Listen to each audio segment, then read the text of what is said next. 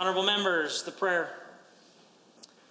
Lord, the God of righteousness and truth, grant to our Queen and her government, to members of the Legislative Assembly and all in positions of responsibility, the guidance of your Spirit. May they never lead the province wrongly through love of power, desire to please, or unworthy ideas, but laying aside all private interests and prejudice, keep in mind their responsibility to seek to improve the condition of all. Amen. Honorable members, please remain standing. Last November, I read a brief tribute to former member who passed away. Mr. Ady's family has joined us this afternoon and will pay tribute to his service. Jack William Ady served 3 terms as a progressive conservative member for Cardston from 1986 to 1993 and for Cardston Chief Mountain from 1993 to 1997. He was also the father-in-law to Cindy Ady, member for Calgary Shaw from 2001 to 2012.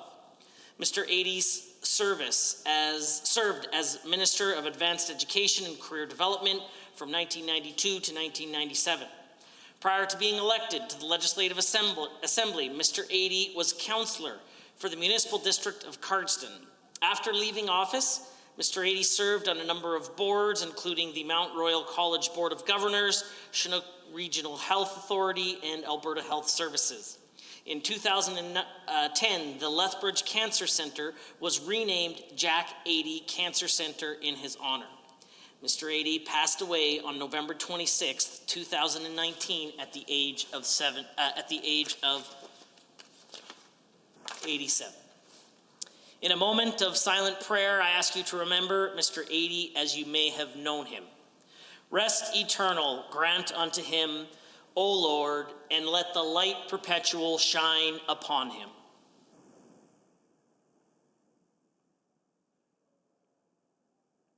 Honorable members, ladies and gentlemen, we will now be led in the singing of our national anthem by Kinsey Peters. I would invite you all to join in the language of your choice.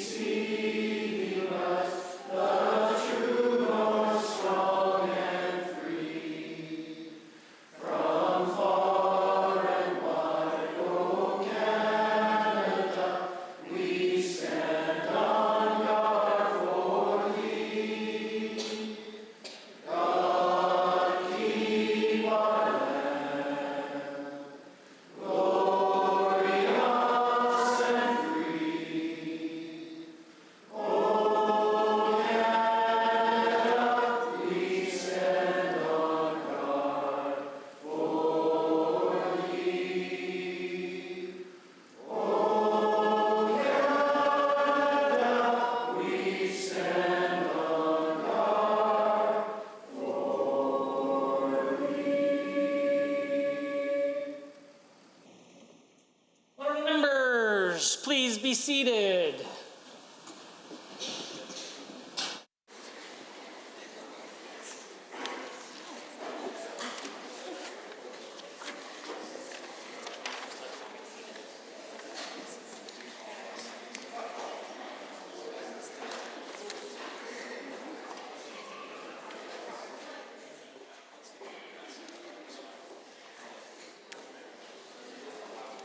Introduction of visitors.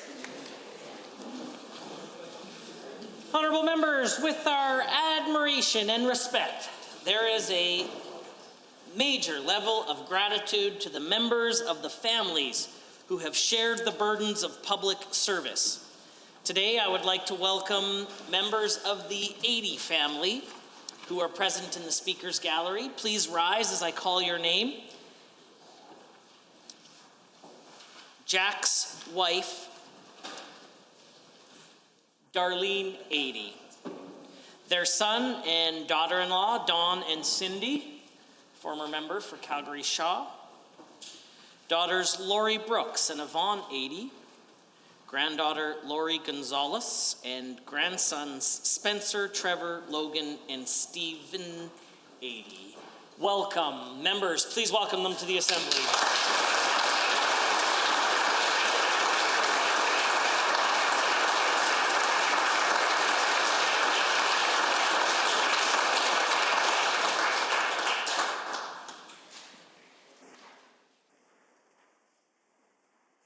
Introduction of guests. One school at the Legislature group this afternoon is joining us from the constituency of Edmonton McClung. Please welcome Our Lady of the Prairie School.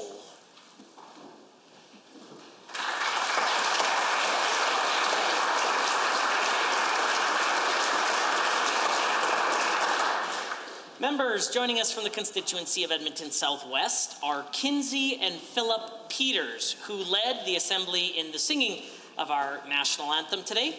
Kinsey is an honors student in grade 9 at St. Rose Junior High School, and she is also in a chamber choir.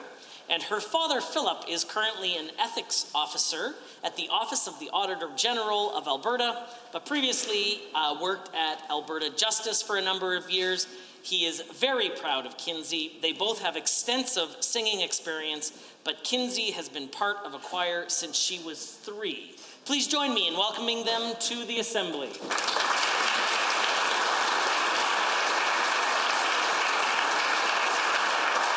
Also visiting the member of Edmonton Riverview are from Alberta College of Social Workers, Acting Executive Director, Mrs. Jody Lee Farah, Council Vice President Maxine Sparpry, and Council Member Margaret Brown.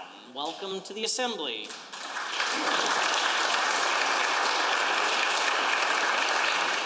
And last but not least, it's my absolute pleasure to welcome 5 very special guests of the Minister of Agriculture and Forestry.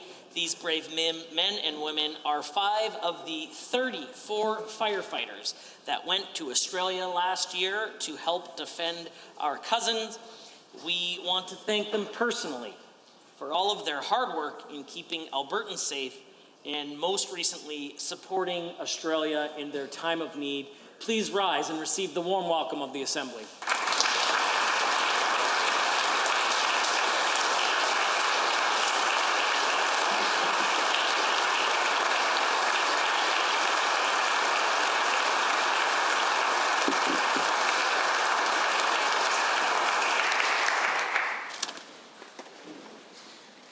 Ministerial statements. Members' statements. Honourable members, the member for Fort McMurray-Lac-La-Biche has a statement to make. Merci, Monsieur le Président. Je prends parole en tant que secrétaire parlementaire de la francophonie. Mars est officiellement reconnu le mois de la francophonie dans notre province et le mois de la francophonie vise à reconnaître et à honorer les contributions passées, présentes et futures des Albertaines francophones issus d'une des 2 communautés de la langue officielle du Canada. En tant que gouvernement, nous reconnaissons la valeur de la francophonie pour notre économie car elle permet de diversifier les échanges commerciaux, de stimuler les importations et exportations et de contribuer à la création d'emplois et à la croissance. Les Canadiens français ont vécu et travaillé sur cette terre bien avant que l'Alberta ne devienne une province. De nos jours, plus de 238 000 Albertaines affirment parler français et près de 400 000 résidents de notre province sont d'origine française. Des Albertaines peuvent vivre, faire des achats, travailler, étudier et divertir en français en Alberta. De Fort McMurray jusqu'à Lethbridge, de Bonnyville jusqu'à Miette et dans toutes les petites et grandes villes qui s'entendent entre elles, des fières communautés francophones célèbrent leur joie de vivre.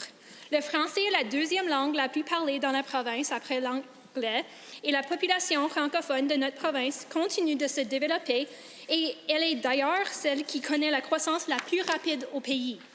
Demain, nous célébrons le mois de la francophonie ici à la Législature avec une cérémonie de levée de drapeau de 11h45 jusqu'à 12h45. Ce sera une des nombreuses levées de drapeaux qui auront lieu à travers la province cette semaine. Monsieur le Président, je remercie les membres de cette Chambre de leurs appuis continus et j'encourage toute la population albertaine à découvrir une autre facette de notre province dynamique. Merci.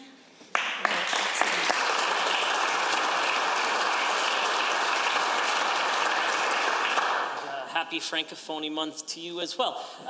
If I might just take a very brief piece of speaker liberty here, on the 19th of March, we will have a rotunda ceremony to celebrate the month of Francophonie. I invite all of you to come. I also understand that there will be a special delegation from the Speaker's office in Quebec also joining us that day.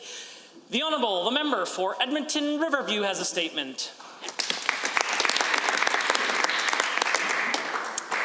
Albertans celebrate the tremendous contributions of social workers to our province the first week of March each year. The theme this year is United by Diversity, Strengthened by Inclusion. I'm pleased to have leaders of the Alberta College of Social Workers join us in the gallery. I would also like to acknowledge 5 of my colleagues on this side of the House, as well as another on the government side, who have social work backgrounds. I'm grateful to say that I have been a social worker for over 30 years. Social workers have a unique vantage point. They're often on the front lines serving Albertans experiencing various challenges in living. Social workers understand the importance of government decisions regarding funding as they directly impact their work and the lives of the people they serve. Thus, social workers are keenly aware of public policy and whether it creates or inhibits social justice.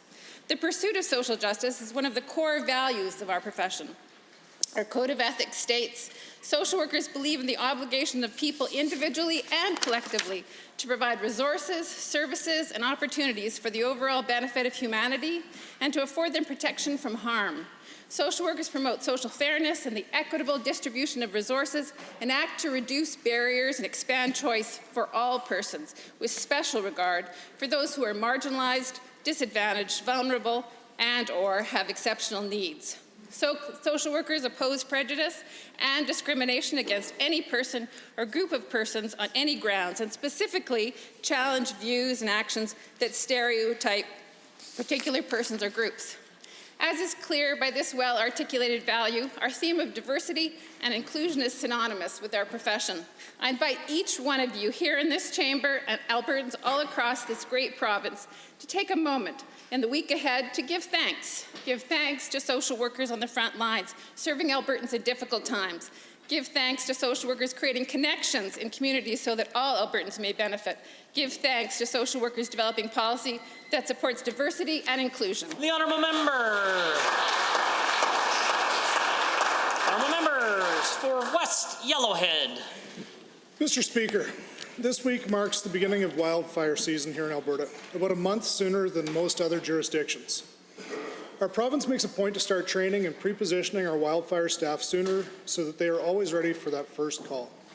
Thousands of these wildfire staff are trained in West Yellowhead at the Hinton Training Centre each year. As we have seen in previous years, wildfires can be devastating. We witnessed the costliest natural disaster in Canadian history in 2016 as the wildfire known as the Beast burned thousands of homes in Fort McMurray. Just this last year, we had nearly 1,000 fires in our province, which burned over 883,000 hectares and resulted in the evacuation of thousands of Albertans. If it wasn't for the courage of our first responders, things could have been a lot worse. That is why today we recognize the contributions of these amazing men and women for all of their sacrifices, selfless commitment, and dedication to protecting lives and our communities. I would also like to acknowledge the 34 men and women that went above and beyond when they left the comfort of their homes to fight fires in Australia this year. Due to the efforts of the minister, in the gallery with us today are 5 Alberta fire management specialists that deployed to Australia this last December to aid them in their time of need. These brave firefighters left a lasting impression in Australia as local authorities complimented them for their positive attitude of being helpful and flexible while adapting to the systems that were already in place. It is clear that Alberta trains some of the best and most resilient firefighters in the world. I'm proud to have a minister and a government dedicated to maintaining this high standard of care and public safety for Albertans. I again would like to thank all of the brave men and women that put themselves in harm's way to protect our province. Thank you.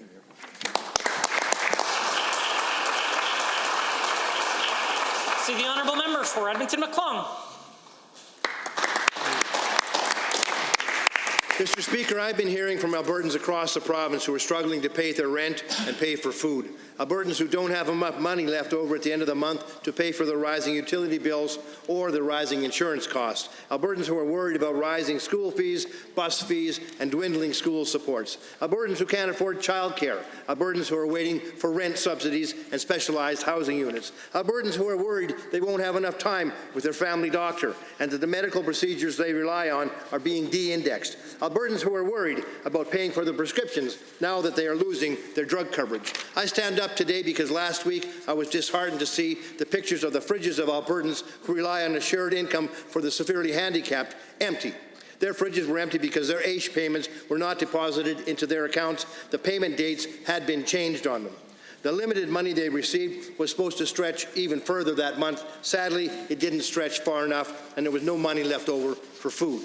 And when I saw this government's budget, Mr. Speaker, I was indeed saddened again. Sad because this government is continuing its attack on Albertans who can least afford it. They're making life more expensive for those most vulnerable in our province. And life has gotten more expensive for Albertans, and they're worried that this new budget will not create jobs, but will actually put people out of work.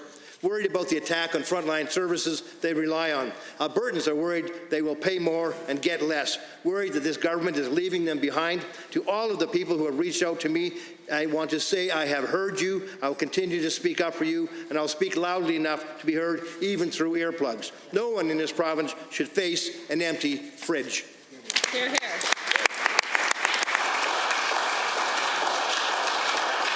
I see the honourable member for Leduc Beaumont is rising. Thank you, Mr. Speaker. I was pleased to hear in the throne speech that our government is committing to ensure the completion of several key pieces of infrastructure in our energy sector, including the Trans Mountain Pipeline and the Keystone XL pipeline. By reaffirming this commitment, we are signifying that we are dedicated to growing our world-class industry, which leads all other oil-producing nations in environmental and social standards. In 2018-19, we received $5.4 billion in non-renewable resource revenues, which helps support social programs.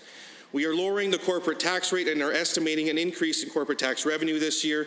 We are investing in carbon capture technologies and clean tech that will help us reduce our emissions. We are taking the necessary steps to improve our industry and foster economic growth in our province. And we are also committing to protecting the critical infrastructure that permits our oil and gas industry to get back to work.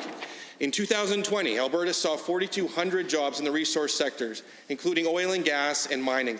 This recent increase is a welcome sign for workers in my constituency of Leduc Beaumont and across the province. This government has the resolve to stand up to groups like Extinction Rebellion and their allies in the NDP, and we are seeing success in pipeline construction, increased investment in our oil and gas sector, investment in renewable energy without subsidies, and better projected economic growth. Our success is not without future challenges. With the introduction of Bill 1, the Critical Infrastructure Defence Act, we are creating certainties and protections for the industry and increasing investor confidence. Considering the recent withdrawal from the Tech Frontier Mine project stemming from public safety concerns, we cannot hide the fact that illegal blockades have negatively impacted our most important industry. We will continue to fight the double standards thrown at us and promote the industry that puts food on the tables of Alberta families.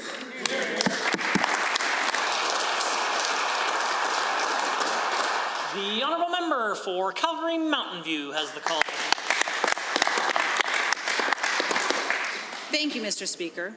Politics has become a land of myth in many ways. I spend most of my days trying to counteract myth with fact. But by far the most annoying myth, in my view, is the myth of the UCP budget and fiscal responsibility. Let's start in the obvious place. Before they even so much as considered the fiscal realities of the province, before they did the analysis on royalty rates or economic projections, they rushed to give $4.7 billion away to already profitable corporations. That policy has yet to create even one single job. Not a very responsible start. Let's turn next to education. Teach someone to read, their ability to contribute to society increases immeasurably. Save $10,000 on a partial EA salary, and you permanently impair a child's ability to provide for herself when she is grown. How about affordable housing? Every analysis that has ever been done will tell you that it more than pays for itself. Most will tell you more than double in justice system costs alone. Then there's health. I don't think the UCP can even find an analysis that disputes the fact that good primary care, catching and monitoring chronic conditions and diseases before they lead to hospitalization, saves the system money. So what do? They target primary care physicians, specifically the ones spending time with patients to make sure they catch issues early. To say nothing of the activity generated by universal, affordable, high-quality childcare, it more than pays for itself, so they throw it away. The UCP walk around calling us too naive and myopic to see the hard fiscal realities, and all I can think of is the myth where those people pretended to see the emperor's new clothes, because after all smart people can see them, can't they? So let me be the first one to say it, Mr. Speaker. When it comes to the garb of fiscal responsibility, the Premier and his UCP colleagues have no clothes. Honourable members, we are at oral question period, and the Leader of Her Majesty's official opposition has the call. Mr. Speaker, the numbers in this Premier's budget are more than off. They're pure fantasy. The Premier has left Alberta, landed in Oz, and now he's stumbling down the yellow brick road forecasting GDP with the Tin Man. Not a single bank listed in his budget is even close to supporting his budget's economic growth forecast. Premier, the banks listed in your own budget don't back up your numbers. So just what banks are you talking to? Narnia National, Fantasyland Financial, or maybe Middle-earth Manual? The Honourable, the Premier. Mr. Speaker, perhaps the opposition leader should hire a new intern to write her questions for her. I can say that, Mr. Speaker, the projections for economic growth in Alberta are outlined in the budget documents. I recommend that the member familiarize herself with them. Last Thursday, the Conference Board of Canada, one of the most highly regarded independent economic think tanks in the country, confirmed that this province, they project, will have the second highest growth in 2020 of the Canadian provinces at 2.2% and 2.3% the following year. But when it comes to projections, I will remind the NDP leader that a year ago, she projected revenues $6 billion higher than we are. The Honourable, the Leader of the official opposition. Well, Mr. Speaker, economist Trevor Tombe says the Premier's plan is off the rails. His oil forecasts are just plain wrong. The Premier says $58 oil prices are coming down the pipe and will be here in less than a month, but WTI is at $47 today. Premier, Albertans can do the math. Compared to any other private sector forecast, your budget is off by almost $3 billion. Wow. Premier, why are you gaming the numbers? Gaming. Call. Mr. Speaker, precisely a year ago, the discredited NDP government released their last fiscal projection of their tenure, which projected revenues that are $6 billion higher by 2022 than those embedded in the budget released last week, Mr. Speaker. When, in the platform that we developed, we automatically cut $2 billion out of the revenue projection because it was so absurdly pie in the sky. The projections we have now were developed by the Independent Public Service at the Department of Finance with input from private sector economists. The Leader of the opposition. Well, in fact, Mr. Speaker, our projections didn't involve a $4.7 billion gift to big corporations. Yeah. Now, quote, if any discussion about deficit reduction is to be taken seriously, then governments have to be honest with their constituents. And the constituents, the people, have to be honest with their governments. Mr. Speaker, that is former Premier Ralph Klein. In the last 4 days, more than 10,000 people have shown up in person to be honest with this Premier, and they're not happy. In return, the Premier gives them a fake budget that's off by billions. Why won't this Premier take Ralph's advice and at least be honest with Albertans? Yeah. The Honourable, the Premier. Mr. Speaker, a whole lot of nonsense there. Let me pick out one in particular, $4.7 billion. Now, I know when somebody repeats a lie, sometimes they forget what the truth is, Mr. Speaker. Mr. Speaker, that $4.7 billion figure is based on no stimulative impact, which all economists project there will be as a result of the job creation tax cut, and it rolls 4 years into 1 year to mislead people. Mr. Speaker, that would be like this government saying that we're spending over $200 billion this year. It's completely misleading, and Albertans deserve better than that from the Leader of the Opposition. The Leader of the official opposition. Well, I agree with the Premier on one thing, Albertans definitely deserve better. The blueprint released today doesn't have a single new program for creating jobs. The Premier is out of ideas. All he has left is to double down on the same failed corporate handout that has already cost us 50,000 full-time jobs. Wow. Let's be clear, it's not a blueprint, it's not an outline, it's barely a sketch. To the Premier, your plan has let down 50,000 Albertans so far. How many more will have to suffer before you reverse your failed $4.7 billion corporate handout? Yeah. The Premier. So let's be clear, Mr. Speaker. It's now evident, as the conference board confirmed last week, this government inherited a recession from the NDP. The NDP that drove Alberta into a jobs crisis with nearly 200,000 unemployed people. You know what they did, Mr. Speaker? It's true. There was a downturn in commodity prices in 2015. And there will be a decline in commodity prices this year because of the coronavirus and the global economic impacts. The difference is this. The NDP chose to make a bad situation much worse, raising taxes on everything, their carbon tax, the 20% increase in taxes on job creators, higher income taxes, higher property taxes. We're doing the opposite, Mr. Speaker. The Leader of the Official Opposition.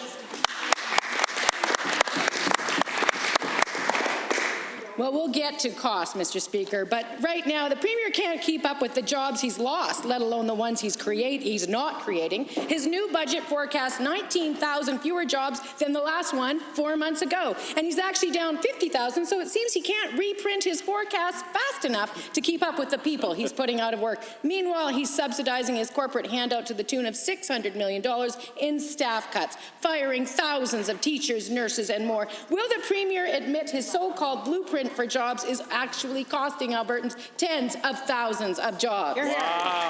The Honourable, the Premier has the call. Mr. Speaker, we all know that the NDP basically operates off of fear and smear, division and deception. They like scaring people. It's what they do. They're scaring people in the public service. The budget actually projects a reduction of, I believe, 2,100 positions in a public service of over 200,000 people. That's less than the average annual turnover, Mr. Speaker. But what is their alternative? Is it to run massive deficits till we hit over $100 billion and spend billions on interest payments rather than delivering education and health care? Albertans said no to NDP fiscal recklessness. The Honourable, the Leader. I'm just curious, Mr. Speaker, is the Premier actually saying that 2,100 people losing their jobs is, quote, not onerous? Mr. Speaker, this Premier's $4.7 billion corporate handout hasn't created jobs and hasn't attracted investment, and now his new idea is to throw together another Crown corporation allegedly focused on investment attraction because apparently his Minister of Economic Development is not up to the task. Premier, I know there are still quite a few of your failed candidates who need a job, but why don't you stop creating more fake agencies, stop your failed corporate handout, stop throwing Albertans out of work, and actually introduce an actual jobs plan? Yeah. The Honourable, the Premier. Well, for the record, Mr. Speaker, I think there's a whole lot more failed NDP candidates who need jobs. Mr. Speaker, the NDP hired 15,000 additional people into the Alberta Public Service, while tens of thousands of people in the private sector were losing their jobs and seeing massive declines in their incomes. Here is the stark reality. The NDP left us with the worst fiscal situation in our history and in our country. Without action, we would be headed over a fiscal cliff, and billions more would be wasted on interest payments rather than public services. We won't let that happen, Mr. Speaker. The Honourable, the Leader of the Official Opposition for her third set of questions. Well, Mr. Speaker, this Premier has introduced 2 consecutive deficits that are bigger than they were before under our government. But you know, not only that, he can't create jobs, but he's really good at making Albertans pay. His plan hits Albertans with an additional $436 million in premium fees and licenses. The education property tax will cost Albertans $100 million this year alone, and that's on top of a $600 million increase in income tax, skyrocketing electricity and insurance costs. For the people of Alberta, this is one expensive Premier, Mr. Speaker. He promised Albertans affordability, but will he admit, Mr. Premier, they can't afford you? Yeah. The Honourable, the Premier. Mr. Speaker, we, as the very first act of this new government, kept trust with Albertans by repealing the NDP carbon tax in the single largest tax cut in Alberta history, saving the average family upwards of $1,200 a year, saving Alberta taxpayers $1.4 billion. And they're heckling me. You know why, Mr. Speaker? Because they love that carbon tax. They want to bring that carbon tax back, even though the Alberta Appeal Court backed us up in saying that the federal government is wrong to try to impose their carbon tax on Albertans. The Leader of the Official Opposition. Well, the second thing this Premier did after he got elected was he broke his promise to Albertans and raised every single one of theirs income tax. But Mr. Speaker, the Premier's cost hits just keep coming. $150 million in higher tuition costs, a $10 million voter radar cash grab, $70 million in seniors' prescription drug costs, and a 40% increase in camping fees to the Premier. Why did he not come clean with Albertans this time last year and tell them that his actual plan was to make them pay much, much more while big, profitable corporations get away with paying much, much less? The Premier. Well, first of all, Mr. Speaker, you know what happened with the, quotes, big profitable corporations under the NDP? They paid way less. Here's the paradox that 5 years later, the socialists still haven't figured out. They raised taxes on job creators by 20% and revenues went down from corporations year after year after year after year because they left Alberta. They moved operations outside of Alberta. They laid people off in Alberta. Mr. Speaker, we are undoing the damage of 4 years of disastrous social economic policies. The Leader of the Official Opposition. But, Mr. Speaker, when it comes to costs, just wait. There's more. Parents and kids in schools will have to find $121 million more this year than they did last. And what's this government's big solution? More vending machines and space rentals, asking kids to hold a fundraiser just to keep their teacher. Mr. Speaker, chocolate almonds are not going to fix the $120 million hole that this Premier has just left. What does the Premier actually expect students to do? Start renting out their classrooms on Airbnb? Oh, no, wait, there's a tax on that, too. The Honourable, the Premier. So, Mr. Speaker, once again, Albertans elected a government that would actually be responsible in managing the province's finances. The NDP took a $13 billion debt, drove it up to a $60 billion debt, had a plan to drive it to over $100 billion because they love taking tax dollars and giving it to bankers in the form of interest payments. That is the path to poverty, Mr. Speaker. We're making challenging but necessary decisions gradually to reduce spending by 2.8% while growing our economy to stop the dive into debt to guarantee our future. The Honourable, the Leader of the Official Opposition. Consecutive UCP budgets where the deficit has grown. But, Mr. Speaker, it gets worse. This Premier is cutting support for kindergarten kids with special needs. Wow. Program unit funding, or PUF, has been a major component of early childhood learning since as long as I can remember. Now this Premier is playing a shell game, and thousands of 5-year-old kids will pay the price. He's at the point where he won't even spare 5-year-old kids with disabilities from his bad decisions. To the Premier, why is he being so heartless? Answer the question, Premier. The Minister of Education is rising.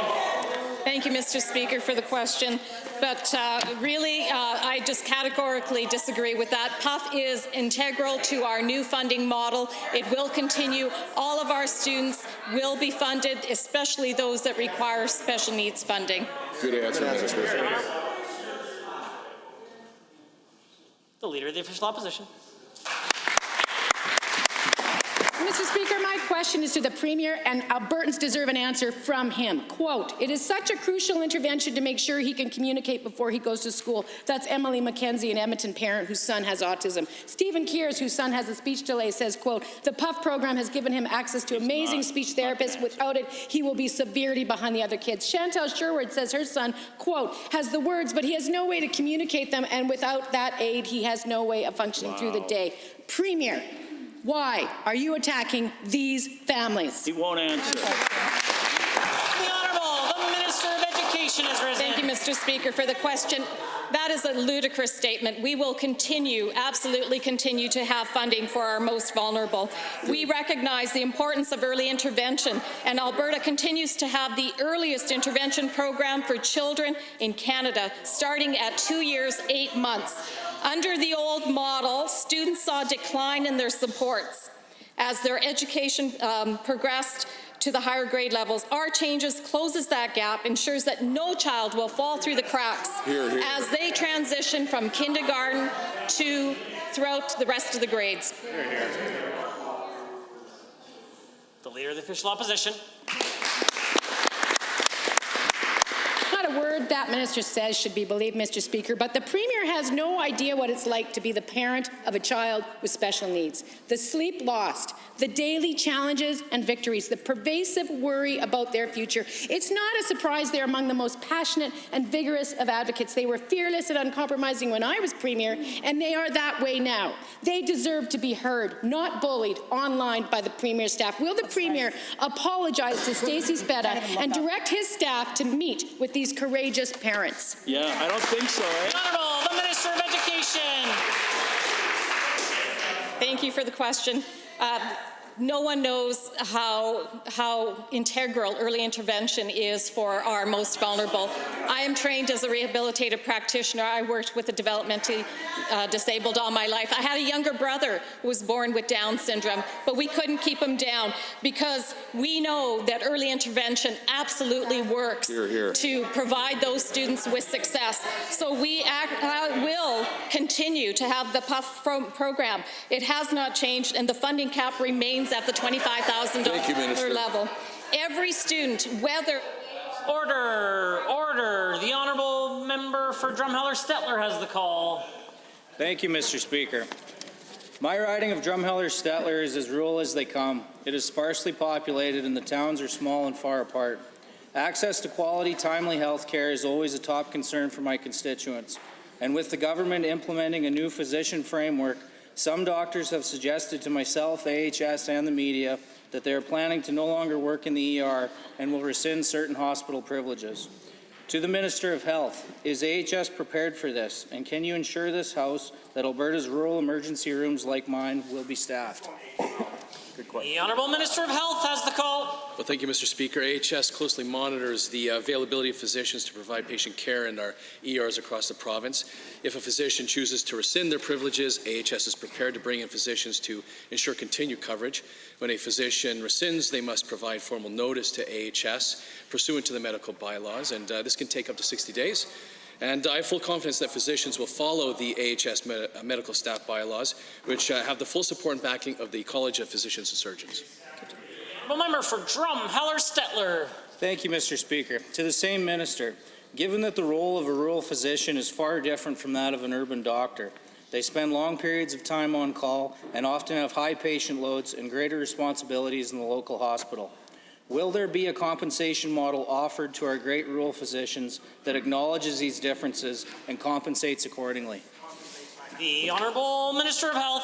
Well, thank you, Mr. Speaker. Right now here in Alberta, fewer than 5% of family physicians in Alberta are paid in a model where it's a per-patient funding, what we call an alternative relationship plan.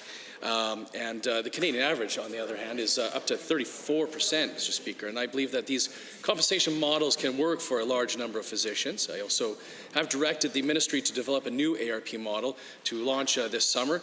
And the new ARP, or alternative plan, will be able to have built-in transition benefits. And I've also asked the department to consider different models to address rural Alberta, Mr. Speaker. The Honourable Member. Thank you, Mr. Speaker. To the same minister, given that doctor recruitment and retention has been a daunting task in rural Alberta for many years, and given that many municipalities have already had to incentivize the recruitment of physicians for decades using already scarce resources, to the minister, will this alternative compensation model be attractive enough to ensure the retention of physicians and the recruitment of new ones? The Honourable Minister of Health. Well, thank you, Mr. Speaker. The recruitment and retention of physicians in rural and remote areas in Alberta has been a long-standing issue, which many governments have had to grapple with, and it will take a comprehensive approach. It will have to include continued support for rural medical education programs, incentives for physicians to practice in underserved communities, and as well as use of PRAC IDs, which will allow government to match new physicians with those underserved areas. And addressing all of these issues will be difficult, but yes, within a comprehensive approach, Mr. Speaker, I believe that we will be able to improve the recruitment and retention of those rural physicians. The order. The honourable member for Edmonton Northwest is the call.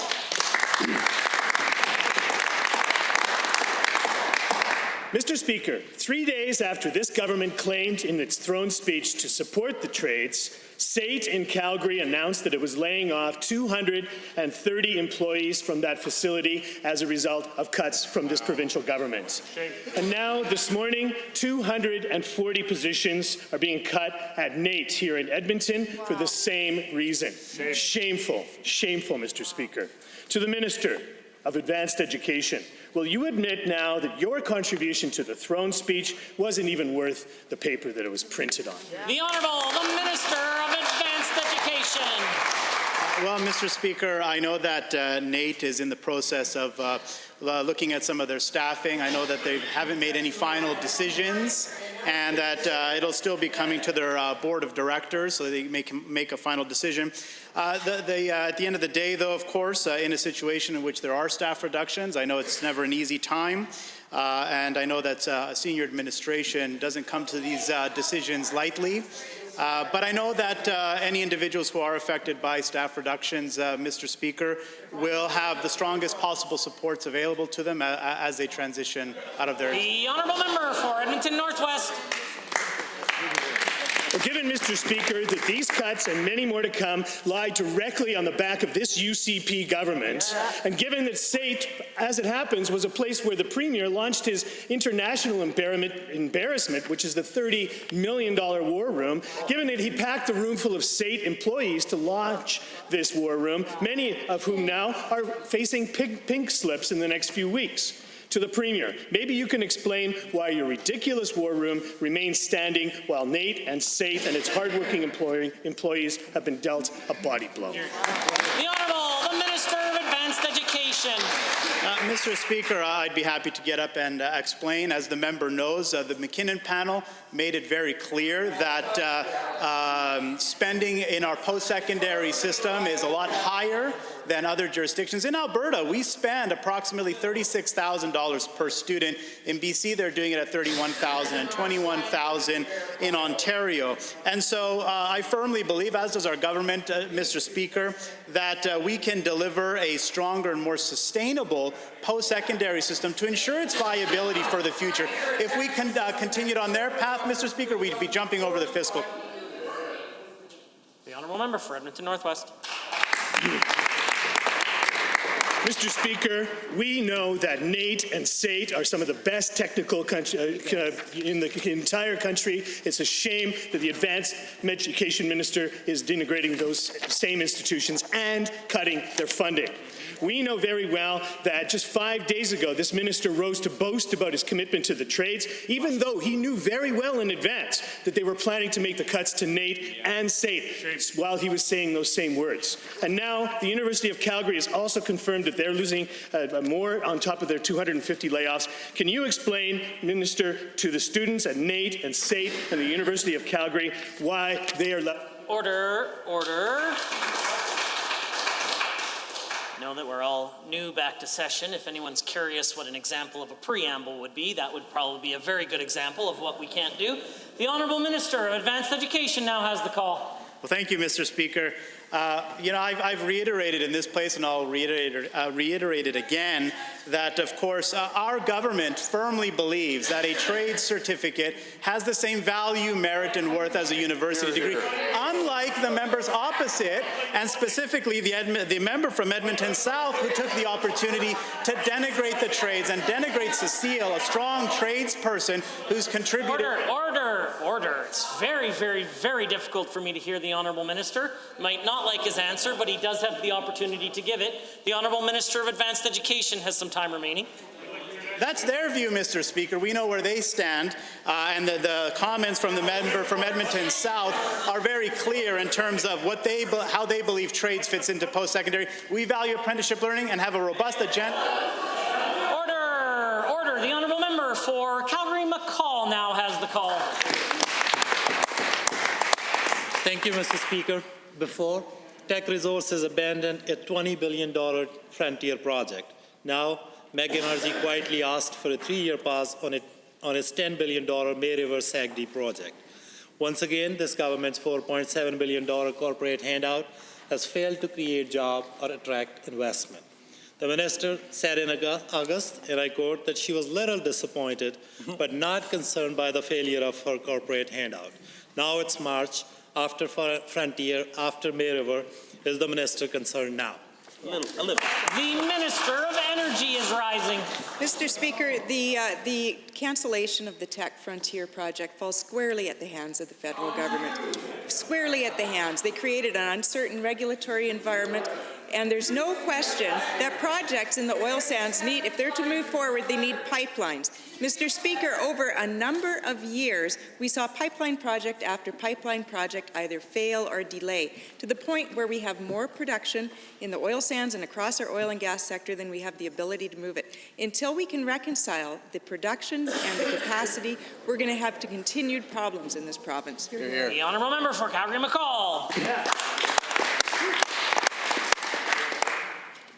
Given that serious investment players have made it clear that they are basing their capital decision on the credibility of climate plan at the corporate level and at the jurisdictional level. That's in their letters. And given we have heard these warnings from BlackRock, JP Morgan, AMCO, Tech, and now Meg Energy, has the minister got the message yet that capital markets have decided that this government response to climate change is not credible? Hey, Minister of Energy. Mr. Speaker, what the Tech letter said is it required and it asked that the federal government have a climate plan that has a place for oil and gas development. Mr. Speaker, we have seen the last 4 years in Ottawa where they have a climate plan that has given no articulation for jobs in Alberta, no articulation for the development of natural resources to be reconciled in their climate plan. Mr. Speaker, that's what we need to do. We need a clear vision for oil and gas development in Canada. Hear, hear. Hear, hear. The honourable member. Thank you. Given that the Global Mail reports that there are nearly 24 energy projects with approval but no investors, and given this minister seems to be relying on the Keystone cops at the War Room to make the case for Alberta to investors, will she commit to reporting to this House every project that is cancelled or delayed because of her government driving investment away from Alberta? The Minister of Energy. Mr. Speaker, what I can report is over the last 4 years, we had Northern Gateway vetoed. We had Energy East cancelled. We had Line 3 delayed. We had Trans Mountain delayed. We had KXL delayed. The problem with all of this is we do not have pipeline capacity to move oil and gas, and the failure on pipelines falls square in their hands. And I would ask again, what was the former Premier doing in Justin Trudeau's office on the day he vetoed Northern Gateway? Mr. Speaker, she was standing there smiling, congratulating him. Shame. The honourable order. The honourable member for Livingston-Macleod. Thank you, Mr. Speaker. It is no secret that the Alberta economy is experiencing hardship, especially in the energy industry with low commodity prices, projects stuck in regulatory red tape, and energy companies laying off employees or, worse yet, closing their doors altogether. Mr. Speaker, this has been especially felt in Livingston-Macleod, where my constituents have been hit hard by the economic downturn. Although there are signs of improvement, they are looking for concrete steps being taken to get Albertans back to work. To the Minister of Energy, given that the government announced a blueprint for jobs in last week's budget, how are we planning on getting Albertans back to work? The Honourable Minister of Energy has the call. Well, thank you for that question. There's a number of initiatives that the Premier has highlighted in his Blueprint for Jobs announcement.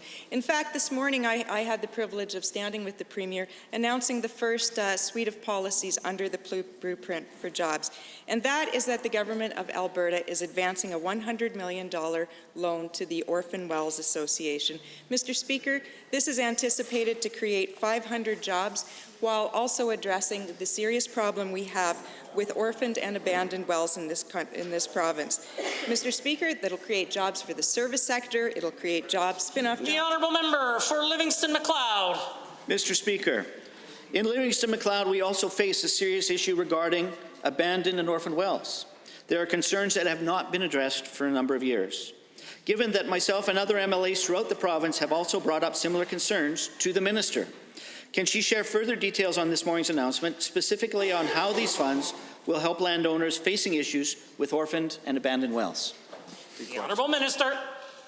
Well, thank you for that question. Liability management and ensuring that we clean up orphan and abandoned wells is important not only for this government, but for me personally, having grown up on a farm where there is oil and gas infrastructure. Over 4 years, the opposition, when they were in government, did not do enough to address this problem. And with this morning's announcement, we will see another 1,000 wells cleaned up and reclaimed.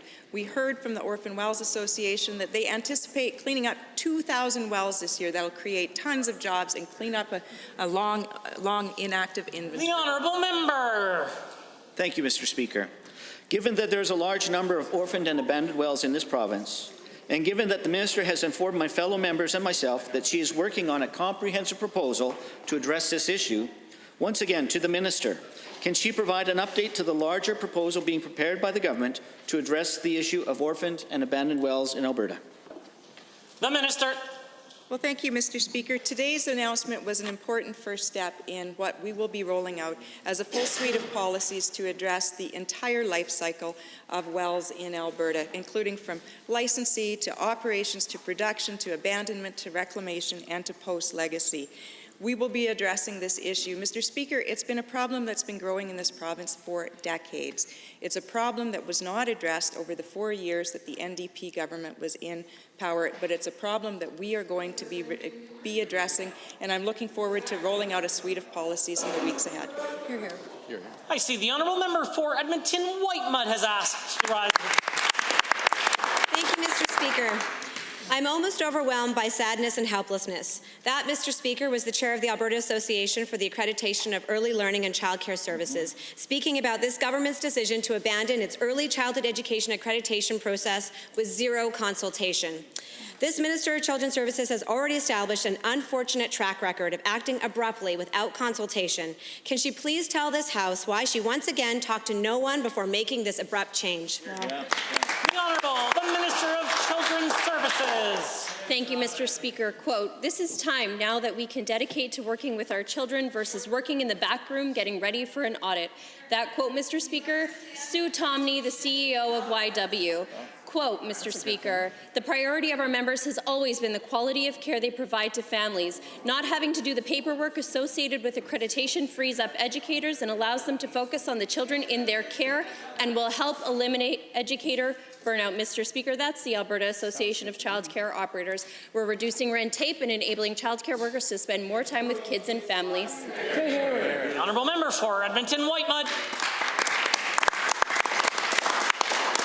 Thank you, Mr. Speaker. Given that there are clear differences between the accredited and licensed childcare standards, and given that 90% of childcare operators are accredited and operate at the highest standard of care in early childhood education, and given that many fear that this government views childcare as nothing more than glorified babysitting rather than as an essential part of early childhood development, will the minister commit today that she will ensure that all of the high-quality standards of accreditation will be incorporated in legislation as requirements for licensed childcare? Good question. The Honourable, the Minister of Children's Services. Thank you, Mr. Speaker. When we asked childcare workers and childcare centres what the most important part of accreditation was, Mr. Speaker, it was the wage top-up to attract high-quality, educated staff to provide for kids and families across this province. Given that 95% of licensed childcare centres were also accredited, Mr. Speaker, it was no longer the best way to measure quality, safe childcare centres, so we have streamlined the process. We are going to increase the licensing standards and reduce red tape so childcare workers can spend more time with children. The Honourable Member. Thank you, Mr. Speaker. It's unfortunate that Alberta families did not hear a commitment there to legislating the high standards of accreditation. Given that under the previous model, childcare workers received a wage top-up based on the high standards of accreditation, and given that this minister abruptly abandoned that process with zero consultation, leaving many educators worried about the elimination of existing wage top-ups and potential wage rollbacks, and given that this government has cut the wages of everyone, ranging from youth workers to physicians, will the minister commit today that over this government's term, not a single solitary cent will be taken from the wages of childcare workers as a result of this change? Yes or no, Minister? The Minister of Children's Services. Mr. Speaker, with the changes that we made to accreditation, we in fact maintained the top-ups for childcare workers, and now more childcare workers can potentially access those top-ups. Mr. Speaker, Alberta was the only jurisdiction in Canada that had both licensing and accreditation. That's because it was redundant and it was unnecessary, and I'm glad to have freed up staff time and resources in childcare centres across this province. Mr. Speaker, I'm also looking forward to reviewing the childcare regulations this coming spring to come into force this fall. Order. The honourable member for Edmonton City Centre. Well, thank you, Mr. Speaker. 120 emergency room physicians from the Calgary area have written to this Minister of Health urging him to stop and rethink his attack on primary care. These changes will have, and this is a quote, these changes will have significant negative long and short-term effects for Albertans. These changes will impact the ability of family doctors to deliver comprehensive primary care, leaving patients with complex medical conditions or mental health illnesses to suffer the most. These doctors are clearly telling this minister that he is creating chaos and suffering in health care. Why is he not listening? The Honourable, the Minister of Health. Well, thank you, Mr. Speaker. As the honourable member knows, we are keeping physician compensation at $5.4 billion. It's the highest in the history of this province. Our physicians are the highest paid right now in the country. They're going to continue to be among the highest paid. We look forward to, with the new physician compensation framework, working with the AMA as we roll out parts of the compensation framework, and we look forward to continue to have those conversations with the AMA, Mr. Speaker. Order. The honourable member for Edmonton City Centre is the only one with the call. Thank you, Mr. Speaker. Given that physicians don't feel nearly as warmly towards the minister as he seems to claim to feel towards them, because given that this letter also says, and I quote, these changes will not result in cost savings, but will greatly increase costs by shifting care from lower-cost primary care to expensive hospital-based care. And given that these are hospital-based doctors, experts making this point, and given that this minister has focused 85% of his cuts on primary care, why is this minister so oblivious to the data and the importance of prevention in primary care? The Honourable, the Minister of Health. Well, Mr. Speaker, why is the honourable member so oblivious to the fact that we're keeping compensation for physicians at $5.4 billion? We're going to continue to ensure that physicians in Alberta are among the highest paid in this province. There are no cuts, Mr. Speaker. We are going to actually try through alternative compensation models on a per-patient basis to make sure that we're actually going to spend more on primary care. And it's unfortunate that there is misinformation and that any of those primary care physicians or their brethren in the emergency rooms think otherwise, and that it is being perpetuated by the honourable member, Mr. Speaker. Hear, hear. The honourable member for Edmonton City Centre.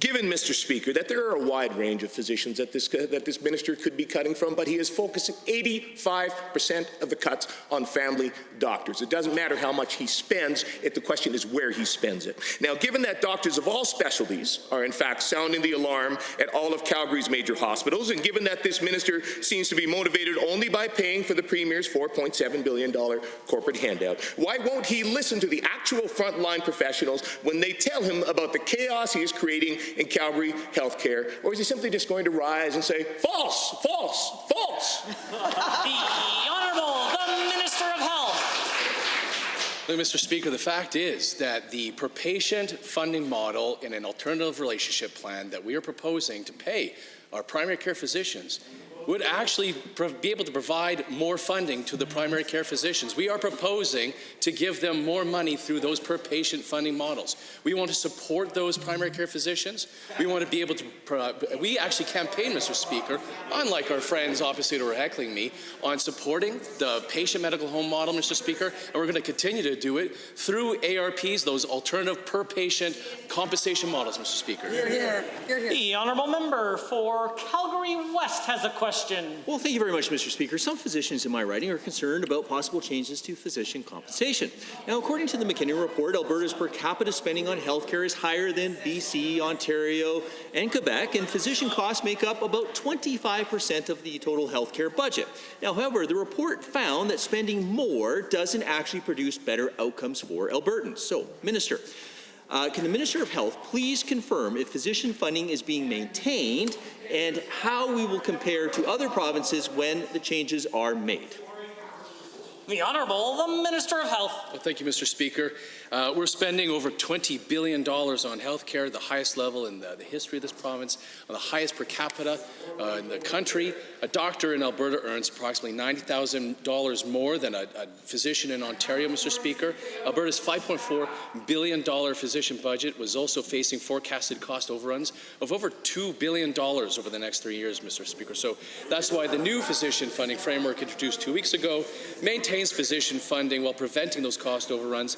Even after these changes are made, Mr. Speaker, these doctors are going to be amongst the highest paid in the country. The honourable member for Calgary West has the call. Well, thank you again, Mr. Speaker. Now, given that Alberta is the only province that uses complex modifiers, and given that the fee was introduced about 10 years ago to compensate physicians for the extra time they spend with complex patients, can the minister tell this House if complex modifiers are being used as intended, or what changes we will make if they are not? Minister of Health. Well, thank you, Mr. Speaker. Government is not stopping paying for extra time, and we're not limiting the time that physicians spend with their patients. Any claim to the contrary is patently false, Mr. Speaker. Changes that will be implemented on March 31st will still pay physicians $9 at minute 15, eventually removing the extra top-up fee at the 15-minute mark in 2021-22. The modifier of $18 will still be paid at minute 25, though, Mr. Speaker, and every 10 minutes thereafter. And Alberta remains the only province, as the member noted, Mr. Speaker, that pays for the top-up for complex visits. The honourable member. Well, thank you very much, Mr. Speaker. Now, given that some physicians believe that changing complex modifiers will lead to shorter patient visits and more specialist referrals, and given that a fee-for-service model is not the only way to compensate physicians, can the minister update this House on our plans to protect patient care while ensuring that physicians receive fair compensation? The minister. Well, thank you, Mr. Speaker. Right now, Alberta has the lowest number of physicians who are paid through what I was speaking about earlier, the alternative relationship plan, these plans that provide compensation on a per-patient basis. The average for Canada is approximately 34%. Alberta, on the other hand, is just only 5%, Mr. Speaker. And so these ARPs, in contrast to a fee-for-service basis, are less onerous for physicians, allowing them to work within a team, Mr. Speaker, to be able to support the medical home model basis, Mr. Speaker, provide them with budget predictability. And so that's why we're going to continue to work with those physicians to develop those models. Good job. Just might caution members of the official opposition, particularly those from Edmonton, Rutherford, on the use of unparliamentary language when they may or may not be heckling. The honourable member for Edmonton Riverview now has the call. Mr. Speaker, this government slashed seniors' drug benefits by $72 million. Wow. That's a huge amount of money taken directly out of the pockets of Albertans who built this province and are now struggling with chronic, sometimes terminal illness. It's morally reprehensible that the UCP is pillaging the seniors' drug plan to pay for their war room and their $4.7 billion corporate handout. Can the Minister of Seniors explain why the balance sheets of big corporations and Tom Olson's Twitter account are funded, but seniors' medication is not? Good question. The Honourable, the Minister of Health is risen.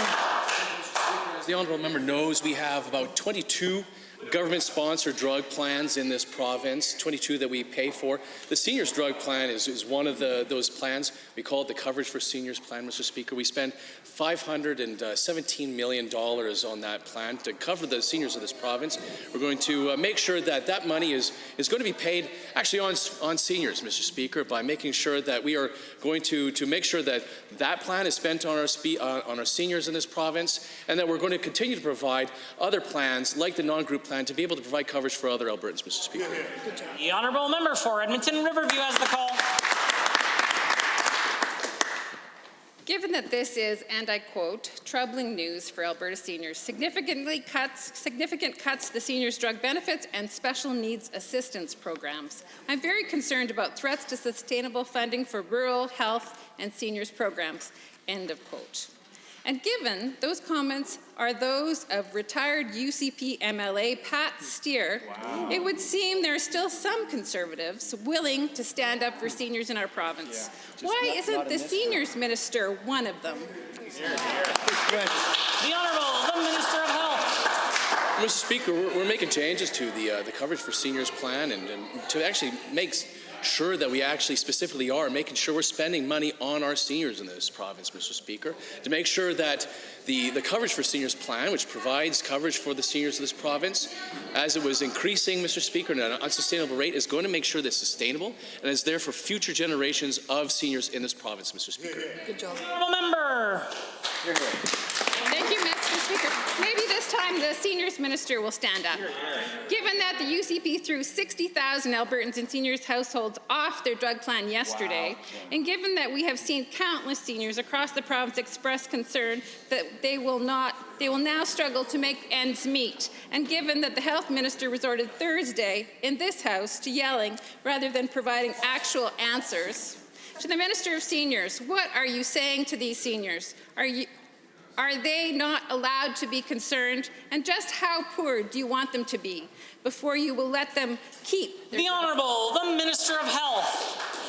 It's completely shameless, the extent to which the NDP are interested in being untruthful with Albertans. As everybody in this room knows, I can't use the L word to be able to describe what another member in this room is saying, but it is fabulism, Mr. Speaker. It is an inversion of the truth, Mr. Speaker. It is false. It is untrue. We are making sure that the plan for seniors, Mr. Speaker, that is going to cover the seniors of this province in a sustainable way that is going to be there for future generations of seniors, Mr. Speaker. Hear, hear. Hear, hear. Order. The honourable member for Edmonton McClung has the call. Once again, Mr. Speaker, we see this UCP government prioritizing their failed corporate handout over the needs of Albertans. 2 days before the start of the wildfire season, the Minister of Municipal Affairs slashed a $500,000 grant intended for the firefighting training. The Executive Director of the Alberta Fire Chiefs Association says that this move, taken without consulting firefighters, will heavily impact rural fire departments. So will the Minister please explain why he doesn't think spending money to train firefighters is a worthy investment? Hear, hear. The Minister of Municipal Affairs is rising.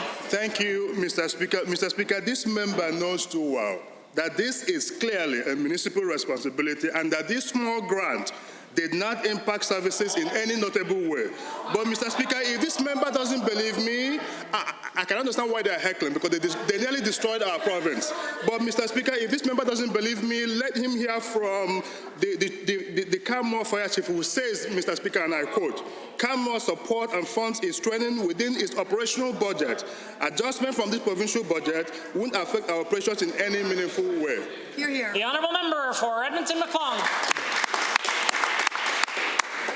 Thank you, Mr. Speaker. Albertans heard loud and clear last night on the news from the Executive Director of the Alberta Fire Chiefs Association, who represents all of the fire members in the province. Now, given also that one reported impact of this senseless cut will be that some fire departments might not be able to get their water rescue certification renewed or even get the training, and also that firefighters might not be able to get their annual retraining certificate, and given that the only reason the minister gave for eliminating this necessary grant was that it was designed, quote, in better economic times, is this minister really suggesting that at a time when he's given away $4.7 billion for no jobs corporate handout, that training firefighters... The Honourable, the Minister of Municipal Affairs.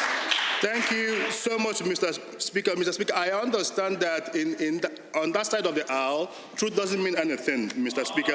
But, Mr. Speaker, let me say this. This is coming from members opposite who nearly destroyed our province, destroyed our economy, took us on a path to more than $64 billion, Mr. Speaker. But, Mr. Speaker, let me say this. Municipal Affairs is working with our municipalities across the province to monitor and expand their services. Mr. Speaker, we are keeping the good work that Alberta sent us here to do. Hear, hear. The honourable member. Mr. Speaker, given we've also learned that this minister has eliminated funding for a ceremony where firefighters would be honored for their service, and given these brave women and men put their lives on the line to keep our communities safe, and given this minister won't honor their courage and provide proper training to the next class of heroic firefighters, to the minister, will the minister admit right now that you don't actually respect firefighters? You bring them in for photo ops, then cut their budgets? I can't think of another reason for you to make these awful decisions.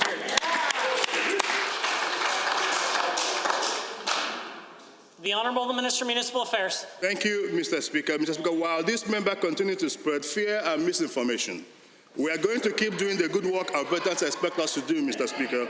My department is working with the Alberta Fire Training Officers Association to help municipalities build capacity and develop strong training programs. We are working to improve accessibility and decrease costs of international certifications. We are going to keep doing the hard work necessary to ensure Alberta firefighters are the best they can be. Hear, hear. The Honourable the Member for Athabasca, Barhead, Westlock. Thank you, Mr. Speaker. For many Alberta farmers, the 2019 harvest season ended with unharvested crops still in their fields. With crops still in the field, farmers are caught not being able to pay their 2019 bills at a time when the 2020 bills are starting to come in. Due to this, many farmers are struggling financially until they can get their crop off the fields this spring. To the Minister of Agriculture, how is our government helping these farmers through this challenging time? The Minister of Agriculture and Forestry has the call. Thank you, Mr. Speaker. And Mr. Speaker, back in January, I wrote the Federal Agriculture Minister to remove the carbon tax, the federal carbon tax on natural gas and propane, something that we've heard loud and clear from our farmers and that we've ultimately estimated as a $7 million hit just for drying grain for farmers here in the province of Alberta. And that's why in February we announced the Efficient Grain Dryer Program. That's $2 million that farmers are able to access and be able to make improvements to their grain drying, especially on difficult years like this one. Honourable Member for Athabasca, Barhead, Westlock. Mr. Speaker, given that in the midst of all this, the financial stress soars, and given that AFSC, the Agriculture Financial Services Corporation, is responsible to try help farmers through these difficult times, and given that many of our farmers have significant amounts of debt left behind from seeding last year's crop, to the same minister, what is AFSC doing to help these farmers survive this cash flow crunch? The Minister of Agriculture and Forestry. Thank you, Mr. Speaker. And Mr. Speaker, the member opposite's quite right. Almost 1 million acres have been left out in the fields right now. And whether it's 50,000 acres of peas and lentils that have already been written off, over 500,000 acres of canola, 250,000 acres of wheat, 100,000 acres of barley, 50,000 acres of oats. It is a very difficult year, but something that AFSC has worked with farmers, whether it's through cash advances to make sure that they're available, as well as loan payments deferrals, as well as a great plan that AFSC has for 118 crop adjusters to be able to reallocate them and make sure that they're where they're supposed to be. The Honourable Member. Mr. Speaker, given that the crops left in the field during the winter are vulnerable and easily damaged, and given that I am hearing complaints from my constituency about snowmobiles driving over these fields, damaging the crop, even when signs are posted, to the Minister of Environment and Parks, what is our government doing to inform people that this reckless use of these vehicles is causing damage to our farmers? The Honourable, the Minister of Environment, Parks and the Government House Leader. Well, thank you, Mr. Speaker. We have a comprehensive program advertising concerns when it comes to snowmobiles and off-highway vehicles on private land. In partnership with the Minister of Justice and Solicitor General, who oversees our Fish and Wildlife Division on the enforcement side, they are working hard to be able to spread the word and be able to enforce the law when it comes to snowmobiles on private land, Mr. Speaker. And of course, there's through the Report a Poacher program is the availability for landowners to be able to call in complaints of those nature to make sure that they're enforced. Honourable members, in 35 seconds or less, we will return to member statements.